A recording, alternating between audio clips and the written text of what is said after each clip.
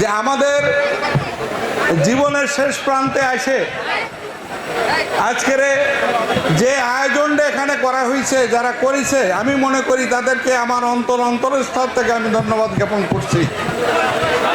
আজকের এই স্কুলের প্রাথমিক বিদ্যালয় এবং মাধ্যমিক বিদ্যালয়ের প্রাক্তন ছাত্রছাত্রী অনেকে ইন্তেকাল করিয়েছেন এবং যারা অভিভাবক ছিল তারা অনেকেই আমাদের মাঝ থেকে হারিয়ে গিয়েছেন। আমি তাদের মাগফিরাত কামনা করছি। আজকের এখানে স্মৃতিচারণ করার আমার মনে হয় কিছু নেই। আপনারা প্রত্যেকেই যদি স্মৃতিচারণ করতে চান তা আমার মনে হয় যে অন্তত 1 থেকে 2 মাসের ভিতরে এই অনুষ্ঠান কিন্তু শেষ করা সম্ভব হবে না। আমাদের জীবনটা ছোট্ট একটা জীবনের মতো। আমরা যতই মনে করি আমাদের 60-70 বছর বয়স হয়ে গেছে, কিন্তু আমি দেখছি না, আমাদের বয়স কিন্তু খুব অল্প সময়ের জন্য। আজও মনে হয় যে এই মাঠে আমি আজকেও হয়তো ফুটবল খেলছি, এমন একটা মনে হয়।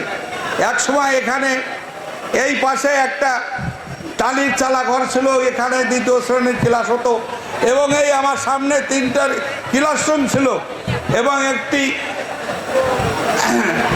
লাইব্রেরি ছিল। সেই অবস্থায় দেখা গেছে যে একই ক্লাসে ক্লাস 1 এবং ক্লাস 3-র ক্লাস নেওয়া হতো। আজকে স্কুলটা কিন্তু অনেক বড় হয়েছে। আর পাশে এই যে মাধ্যমিক স্কুল, মাধ্যমিক বিদ্যালয়, এক সময় এখানে 1969 সালে আমরা যখন এখানে ক্লাস 3-তে পড়তাম, সেই সময় এখানে কিন্তু এই স্কুলটা তৈরি হয়েছিল। এই স্কুলে যারা জমিদাতা ছিল আমি তাদের প্রতি কৃতজ্ঞতা প্রকাশ করছি। চাটাইয়ের বেড়ার উপরে গোলের ছাউনি দিয়ে 3টা ক্লাস হয়েছিল। এই স্কুলের প্রথম নাম ছিল নোয়াপাড়া জুনিয়র হাই স্কুল। এক সময়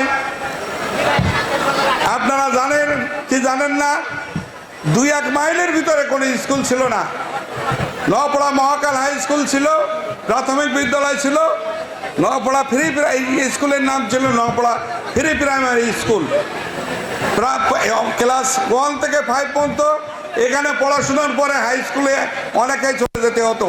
কিন্তু এমনই সময় ছিল যে এখানকার যারা প্রাথমিক বিদ্যালয় শেষ করে আর হাই স্কুলের পড়ার মতো তাদের মন মানসিকতা থাকতো না, যেহেতু অনেক দূরের রাস্তা ছিল, বিধায় কেউ যাইতে পারতো না। কিন্তু এলাকার কিছু মহতি মানুষ তাদের উদ্যোগে এই প্রাইমারি থেকে আমরা এখানে জুনিয়র হাই স্কুল পেয়েছিলাম। পরবর্তীতে যারা এসছে তাদের মাধ্যমে আজকের এই নোয়াপাড়া মাধ্যমিক বিদ্যালয় কিন্তু সৃষ্টি হয়েছিল। এই স্কুলের অনেক ছাত্রছাত্রী আছে যারা সারা বাংলাদেশে দেশ ও জাতির কল্যাণে কাজ করছে। আমি প্রথমে আমাদের ইফতেখার ভাই আর কথা বলতে চাই। আমি যখন মেয়র হয়েছিলাম তখন আমি কোথায় যাব দিকবিতে কুল কিনারা পাচ্ছিলাম না এই নোয়াপাড়া পৌরসভার উন্নয়নের জন্য।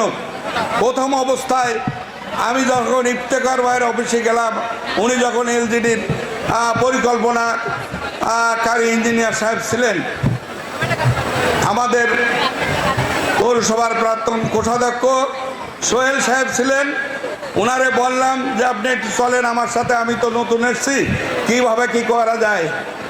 তা উনি বলল, স্যার আপনি যদি ইফতেখার সাহেবের সাথে ভালো ব্যবহার করতে পারেন তাহলে মনে হয় ওনার কাছ থেকে আমরা অনেক কিছু আশা করতে পারি।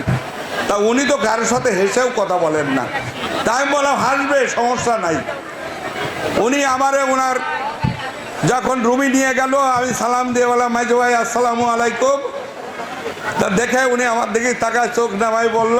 তাই আমি বললাম কি ভাই, একটা কথা কি মনে আছে আপনার? তা বললো কি? আমি বললাম যে গাধার কান কবিতার কথা মনে আছে? আপনি আমাদেরকে অভিনয় করে দেখাতেন। বললে তা উনি কিন্তু হেসে পড়ছিল। আজকে হয়তো উনি আমাদের এখানে নাই, থাকলে হয়তো উনারে বলতাম যে আপনি ওই অভিনয়টা কিন্তু আবার আমাদের করে দেখান। একসময় প্রত্যেক বৃহস্পতিবারে আমাদের হাফ ক্লাস হতো। আপনি কি বিল্ডিং ডিজাইনের জন্য নকশা পিলার, জানালা পিলার, ব্যালকনি পিলার ও ছাদের কার্নিশ খুঁজছেন? তাহলে এখনই চলে আসুন শেখ কনস্ট্রাকশন অ্যান্ড স্যানিটারিতে। এখানে ছাদ ও সিঁড়ির নলচা, ফুলের টব সহ বিল্ডিং ডিজাইনের যাবতীয় পণ্য বিক্রয় করা হয়। বইকারা মালিকের চাতাল সংলগ্ন নোয়াপাড়া অভয়নগর, যশোর।